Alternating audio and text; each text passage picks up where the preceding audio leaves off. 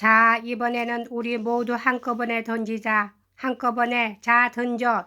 6개의 돌이 한꺼번에 이쪽에서 날아갔다. 그 가운데 한 개가 저쪽 소년의 머리에 들어맞았다. 소년은 그 자리에서 쓰러졌지만 다시 벌떡 일어나더니 이쪽 아이들을 상대로 맹렬히 응전하기 시작했다. 쌍방에서 쉴 사이 없이 돌이 날아가고 날아왔다. 이쪽에도 호주머니에 돌을 가득 준비해 가지고 있는 아이가 많았다.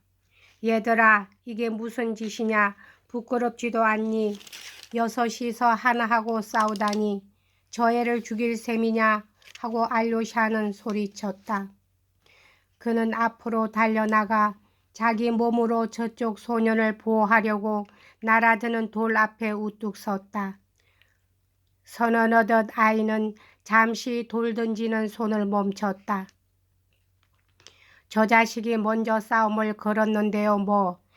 빨간 샷을 입은 소년이 몹시 흥분한 소리로 외쳤다. 아주 나쁜 놈이에요. 아까 교실에서 크라소트킨을 칼로 찔러 피까지 나오게 했는걸요.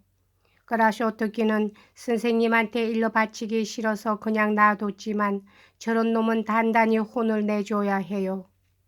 왜 그랬을까? 너희들이 먼저 저 애를 놀려준 모양이구나. 저런 또 당신 잔등에 돌을 던지네요. 저 자식은 당신이 누구인가를 알고 있는가 봐요. 하고 아이들은 소리쳤다. 저 자식은 지금 우리들이 아니라 당신한테 돌을 던지고 있어요. 자, 또 한꺼번에 돌을 던지자. 스무로프 바로 맞춰야 한다. 그래서 다시금 돌싸움이 시작되었는데 이번에는 좀 더 악착스러웠다. 마침내 돌 한 개가 저쪽 소년의 가슴팍에 명중했다.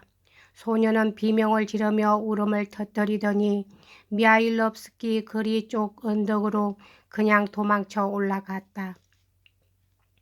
그걸 보고 이쪽 아이들은 일제히 놀려댔다. 하하하, 겁이 나서 도망치는구나. 썩은 팥뿌리 같은 자식. 까라마조프 씨, 저 자식이 얼마나 악질인지 당신은 아직 몰라요. 죽여도 시원찮은 놈이지요. 자켓을 입은 소년이 눈을 번쩍이면서 말했다. 보아하니 이 아이가 우두머리 격인 모양이었다. 어떤 앤데? 하고 알료샤는 물었다. 저 애가 고자질이라도 했단 말이냐? 소년들은 어이가 없다는 듯이 서로 쳐다보았다. 당신도 미하일롭스키 거리 쪽으로 가는 길이죠? 하고 자켓을 입은 소년이 다시 말했다. 그럼 어서 저 자식을 쫓아가 보세요. 가지 않고 저기 서서 당신을 노려보고 있네요. 응, 그래. 정말 노려보고 있구나. 하고 다른 아이들이 맞장구를 쳤다. 가서 저 자식한테 물어보세요. 너는 떼국물에 담근 팥뿌리를 좋아한다지? 하고 말이에요. 꼭 그렇게 물어야 해요. 아셨죠? 아이들은 또 한바탕 웃어댔다. 알료샤는 아이들은 알료샤의 얼굴을 바라보았다. 가지 마세요. 잘못하다간 그 자식한테 다쳐요. 하고 스무로프가 경고했다. 얘들아, 나는 팥뿌리니 뭐니 하는 건 묻지 않겠어. 너희들이 그걸 가지고 그 애를 놀려주는 모양이니까. 그 대신 어째서 너희들이 그 애를 그렇게 미워하는지 그걸 직접 그 애한테 물어봐야겠다. 물어보세요. 어서 물어보세요. 하고 아이들은 또 웃어댔다. 알료샤는 다리를 건너 울타리 옆 언덕길을 따라 곧장 외톨이 소년을 향해 걸어 올라갔다. 조심하세요. 하고 등 뒤에서 아이들이 소리쳤다. 당신이라고 그 자식이 무서워할 줄 아세요? 칼을 꺼내서 느닷없이 찌를런지도 몰라요. 크라소트킨을 찌른 것처럼. 소년은 그 자리에 꼼짝 않고 서서 알료샤가 다가오기를 기다리고 있었다. 알료샤의 눈앞에 서 있는 이 아이는 기껏해야 9살밖에 안 된 창백하고 갸름한 얼굴을 가진 작달만한 소년으로서 크고 검은 눈이 정오에 찬 표정으로 이쪽을 응시하고 있었다. 다 헐어떨어진 괴상한 모양의 외투를 입고 있는데 소매 끝으로는 빨간 팔목이 길게 드러나 보였다. 바지 오른쪽 무릎 위에는 커다란 헝겊 조각을 대고 기운 자리가 있고 오른쪽 장화는 엄지 발가락 부분에 구멍이 뚫어져서 그 자리를 잉크로 칠한 흔적이 보였다. 불룩한 외투 양쪽 호주머니에는 돌이 가득 들어 있었다. 알료샤는 두어 걸음 멈춰서서 뭔가 묻고 싶은 얼굴로 소년을 바라보았다.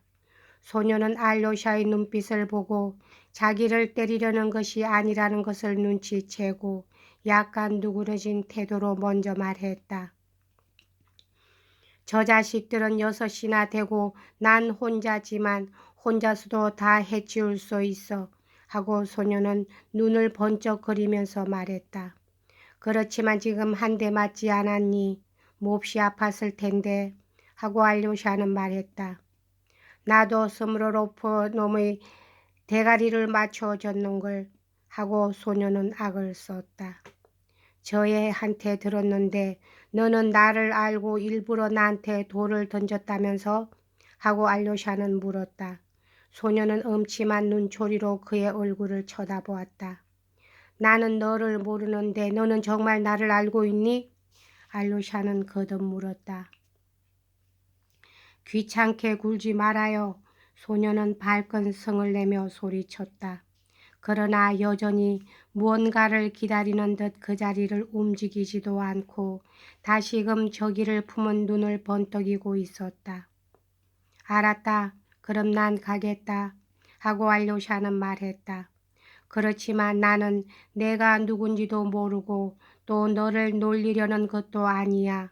저 애들은 무턱대고 너를 골려주겠다고 벼르더라만 나는 너를 골려줄 생각은 조금도 없으니까 그럼 잘 가거라. 수도사라는 게 비단 옷이나 입고 다니고 뭐야?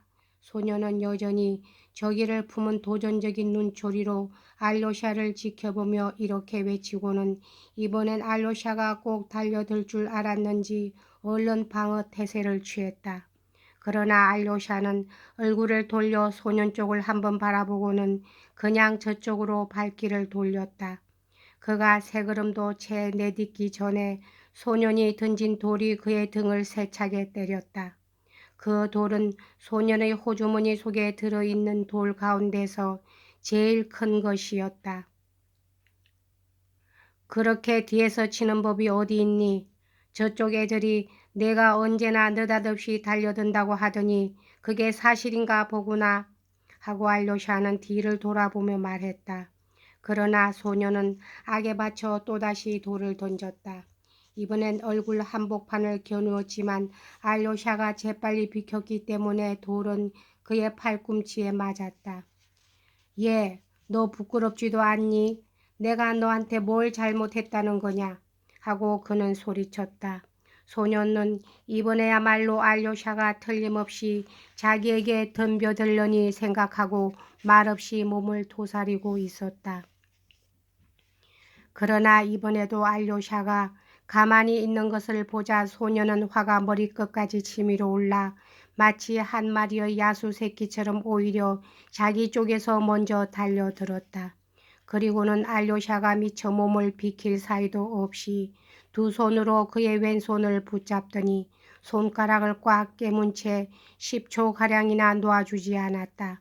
알료샤는 있는 힘을 다하여 손가락을 빼려고 애를 썼으나 너무 아파서 그만 비명을 올리고 말았다. 소녀는 손가락을 놓아주고 얼른 뒤로 물러나서 아까와 같은 간격을 두고 마주 섰다.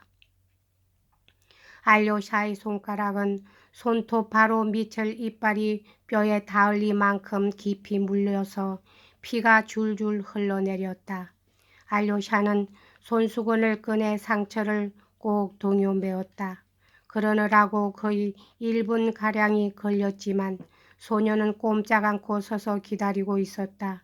이윽고 알료샤는 그쪽으로 부드러운 시선을 돌렸다. 이제 됐어 하고 그는 말했다. 하지만 어지간히 물었구나. 그래, 이것으로 직성이 좀 풀렸니? 그럼 이제 말해보련. 내가 대체 너한테 무슨 짓을 했다는 거냐? 소녀는 놀란 눈으로 그의 얼굴을 쳐다보았다. 나는 내가 누군지도 모르고 너를 만난 것도 오늘이 처음이지만 하고 알료샤는 여전히 침착한 의조로 말을 계속했다. 내가 아무 까닭 없이 나한테 이렇게 대할 리가 없을 게 아니냐. 그러니까 내가 무슨 짓을 했는지 너한테 무슨 잘못을 저질렀는지 그걸 말해 달란 말이다. 대답 대신 소녀는 벼랑간 큰 소리로 울음을 터뜨리더니 알료샤한테서 도망쳐 달아났다. 알료샤는 그 뒤를 쫓아 미하일롭스키 거리 쪽으로 천천히 걸어갔다. 그리고 뒤도 돌아보지 않고 빠른 걸음으로 멀리 도망쳐 가고 있는 소년의 뒷모습을 한참 동안 지켜보았다. 소년은 여전히 소리를 내어 울면서 뛰어가고 있었다. 그는 기회를 보아 그 소년을 찾아내어 이 이상한 수수께끼를 꼭 풀어야겠다고 생각했으나 사실 지금은 그럴 만한 시간이 없었다. 여기까지 하겠습니다.